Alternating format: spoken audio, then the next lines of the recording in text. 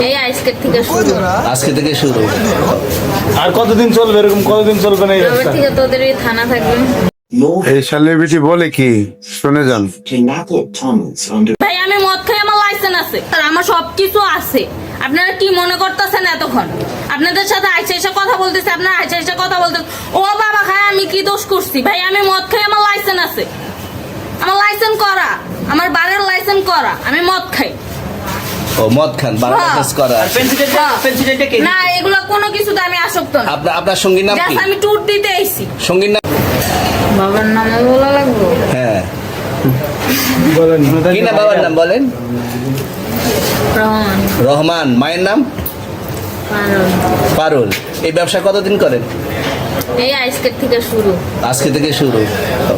আর কতদিন চলবে এরকম? কতদিন চলবে না এই তবে অবস্থা? থেকে তোদের এই থানা থাকবে, যতদিন এই থানা থাকবে, আমাদের মতন মানুষ থাকবে। ততদিন ব্যবসা চলবে।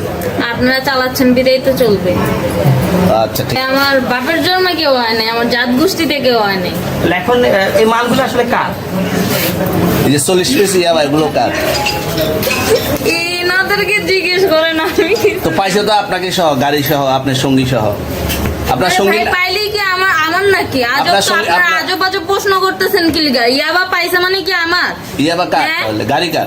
ইয়াবা আমার না, ও কিনছে, ও খাইছে। ওর নাম আমি কি? ওর নাম- শুনেন একটা কথা বলি, আমি জাস্ট ওর ফ্রেন্ড, তাই বললে আমি এই পর্যন্ত আসি, থানায় পাড়া দিছি, আমি ওইখান থেকে চলে যেতে পারতাম। আমি একজন আর্টিস্ট, ওকে, আমার ডান্সার, আমার সবকিছু আছে।